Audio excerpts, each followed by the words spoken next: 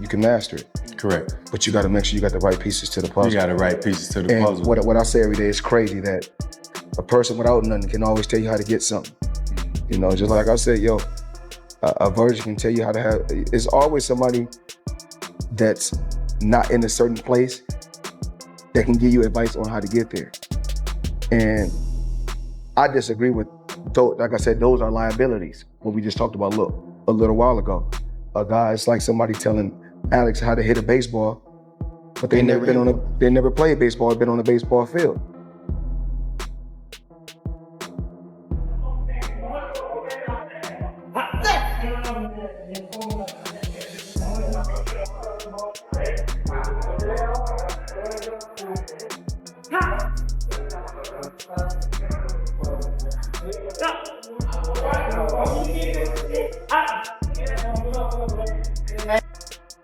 He called me early. He's like, yo, when you sparring, I'm gonna come to the gym. I'm like, I'm gonna spar at 4 o'clock. I really didn't think he was gonna pull up, but he pulled up. It means everything, his advice and listening to him in the ring. He calling out little shit. I'm trying to make sure I do what he say. So a hell of a blessing to have Bud, Floyd, all these guys backing me, and I appreciate them. I'm just trying to keep pushing and keep getting better and better. Floyd Mayweather has shared unexpected behind-the-scenes insight into Shakur Stevenson's sparring rounds with Teofimo Lopez, reigniting debate and discussion across the boxing world. Jab, but don't even stand right. Don't know nothing about boxing. So that's even like the commentators that watch our sports tell you how to tackle, how to catch footballs. And if you correct them and tell them, you know what, you don't know what you're talking about, they get upset. And that's when you hear so many, you hear so many bad stories, because people always want you to tell them what they want to hear. They don't want the truth. And why? Sources close to the situation say Floyd Mayweather Jr. stopped by Shakur Stevenson's training camp, offering hands-on guidance to refine his punch selection, accuracy, and timing as Stevenson prepares for the Teofimo matchup. Your stance must be right as far as your pivot. Start off with your pivot, get on your pivot, and it's light. The jab goes like this. This is exactly how the jab goes. Jab. This is called a 1-2. Boom, boom. You bring the hook with it. You can go to the body. Jab. Just double jab. Triple jab. Short hook. Wide hook. Short hook. Wide hook. You go to the body. Slide over here. Slide over here. You drop on the shots like this. You go here. Here. Here. Back with the jab. Stevenson has said that sparring is the part of camp he enjoys most, describing it as where he feels most alive as a fighter. Beyond those sessions, his training has been heavily focused on movement, defensive awareness, and controlling range. Instead of hunting knockouts, he's logging round after round, refining his timing and precision. An extra hour, anything was gonna make a difference because of the fact that I've been doing it all week. The 6 in the morning, the day before, I've been going super hard for the weight. I'm a real fighter at the end of the day, so I wasn't trying to make a stand for a fighter. I was just... He got picked on the world team. Every 2.5 years, he's gained weight. He moved up in weight. So, like, the weight gain and him going now is part of his natural growth process and going on. And so, I think he's more adjusted and he feels much more comfortable. For Shakur, preparation is about eliminating unpredictability and making opponents fight within his rules. I'm looking.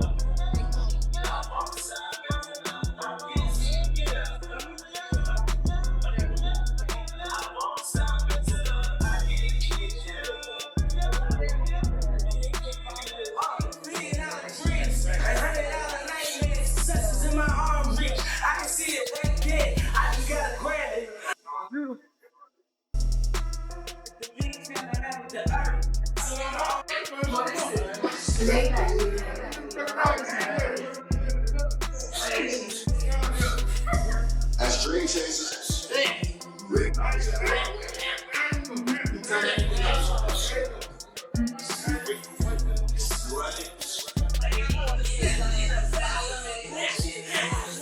Multiple inside sources say Shakur Stevenson has been working closely with Terrence Bud Crawford in preparation for the Teofimo Lopez fight, fully absorbing every detail and lesson from the sessions. Terrence Bud Crawford, definitely a hell of an experience. You get that type of knowledge, that type of IQ.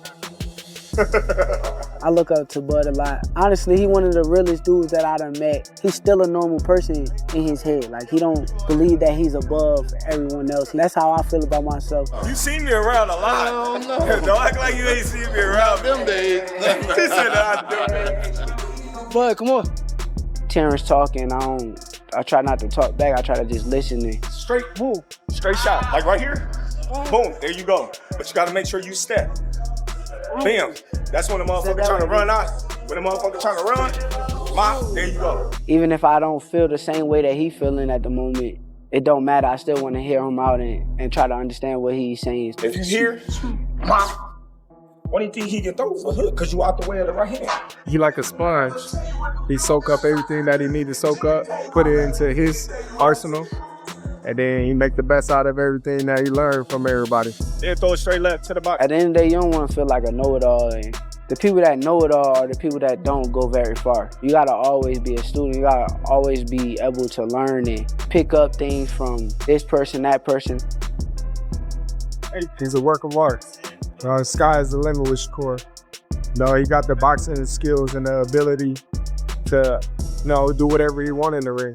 And it's gonna be very hard to beat Shakur, with the skills that he possesses and the smarts that he has, and given the opportunity, I think he can pose a great threat to everybody. At the same time, Stevenson is following a tightly controlled nutrition plan to support the demands of training as he moves up to 140 pounds. The goal is to add size without sacrificing speed, stamina, or sharpness ahead of the Teofimo matchup that Lopez's preparation, on the other hand, is built around raw intensity and energy. His training camps are known for explosive sessions that reflect his fighting style. Fast, powerful, and difficult to predict. Bringing in some good positive affirmation and thoughts. I try to do all this, as much as possible. I think it's also good for us, not just as fighters, but as human beings. It's good for us, It kind of lets us be aware, of the actual things you could write down and actually create and manifest. I wrote down I was gonna be a world champion one day. Boom, did it. I wrote that I was gonna be one of the best fighters to live up this time, and boom, we're doing it. What's it like hanging with this guy? He seems pretty awesome. It's incredible, man. He's definitely a special human being, and everything he does, in the boxing gym. He's a people's champion, He's constantly giving back to others. You see the human side of him, Teofimo is entering this matchup with renewed belief and a clear sense of direction. He sees it as a pivotal moment in his career and has been vocal about feeling locked in, mentally sharp, physically strong, and fully in sync with his preparation. Instead of feeling crushed by expectations, he's leaning into the spotlight, convinced this is the exact stage he was made for. His mindset reflects growth and hunger, shaped by past highs and setbacks that have only hardened his focus.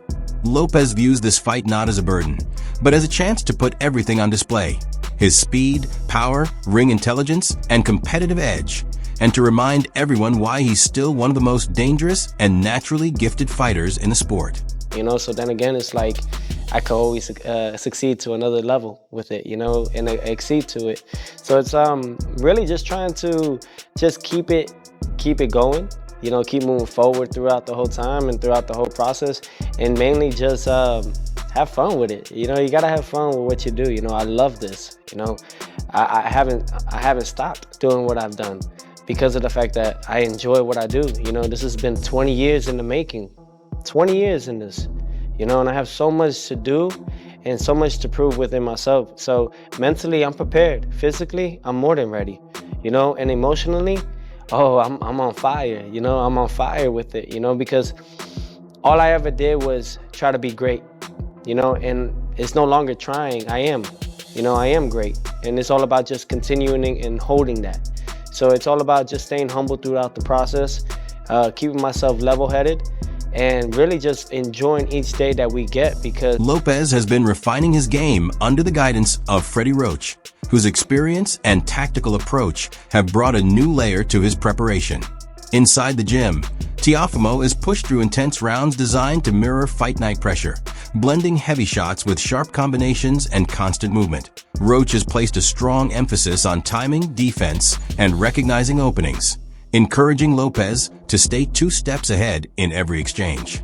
Throughout camp, the focus has been on trusting instincts, staying disciplined, and maintaining composure from the opening bell to the final round. For Lopez, this fight is about more than getting his hand raised. It's about re-establishing his place among boxing's elite. He believes the sacrifices made in camp, the lessons taken from past wars, and the hunger that fueled his rise have all aligned at the perfect moment.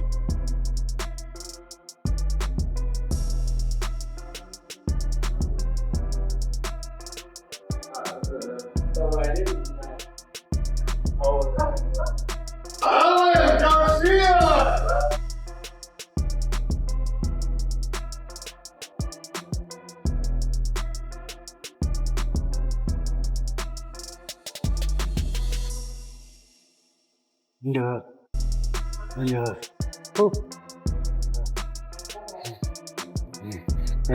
Right open.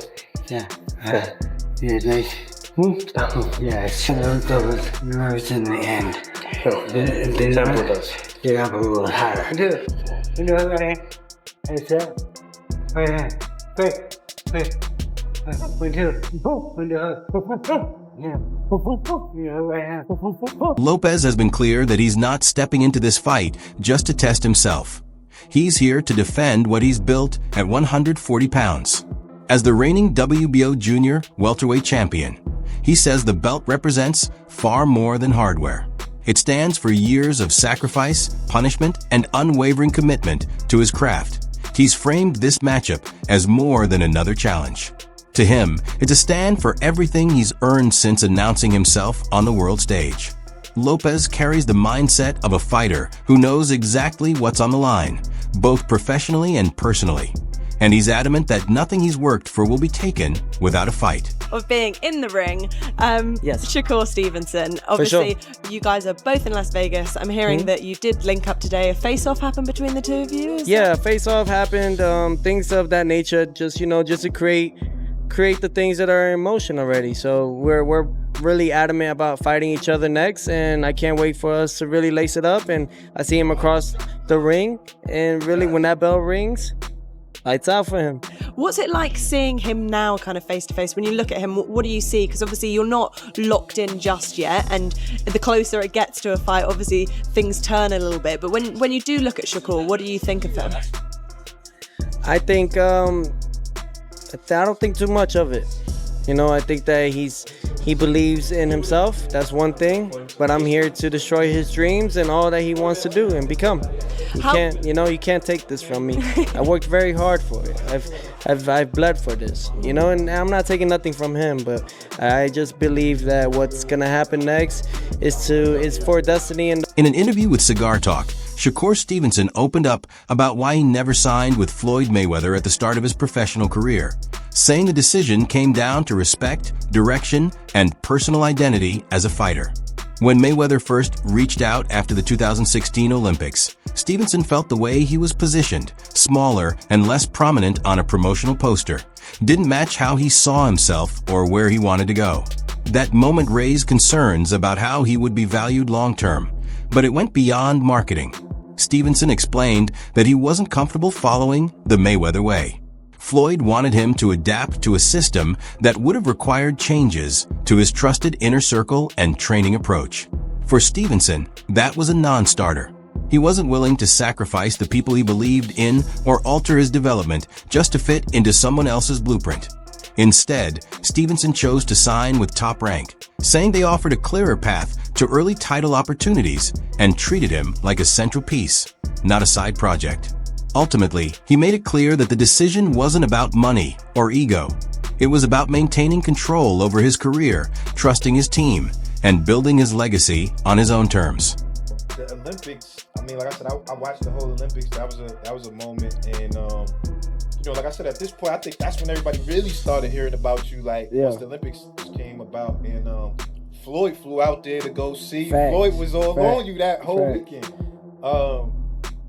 Just outside looking in, I guess everybody was surprised that you ain't signed with Floyd because it just felt like niggas is like, oh, he the next Floyd. Floyd, you know, he courting you. Yeah. What you feel like? What was it that made you like, you know, not do a deal with Floyd? See, look, like, you know, a lot of people look at that situation, they be like, yeah, you should have like went with Floyd. But like, I'm a real nigga. I'm gonna be real. Fuck it. I'm gonna just say what it is. Like, I'm a real nigga. So like, it's just certain things that I tolerate, I don't tolerate, and it's like, you know, I got around certain people that I felt was like real niggas, and you know, they kind of helped me out with my career, and like, Floyd didn't want to be like involved in that. Like, he didn't want to accept like the real, you know, the real part that he wanted me to like go through it with, you know. I ain't gonna say he wanted me to go through blind, but he wanted me to like do it his way. Right. And I ain't want to do it his way. So it ended up being like, I did it my way, and I went with the team I felt was like a better team for me. And I feel like right now it's paid off. Yeah, definitely. I mean, was that a hard decision though? Because you got to think like, this Floyd, like, you know what I'm saying? Niggas grow, I like, you know what I'm saying? Like, Floyd, my favorite fighter, right? So it's like, you know, because I work in music, so I see that, like, you know, when it's an artist trying to sign you, it'd be a little different just because you have an emotional attachment to it. Was that a hard decision for you to, like, tell Floyd, like, nah, I'm good? Yeah, it was, because at the end of the day, Floyd calling my phone, he on the phone, he like, yeah, you could drive the Bugatti. You could, like, yeah, so it's like, he all in your head at the same time, but it's like, you still in your brain. Like, I know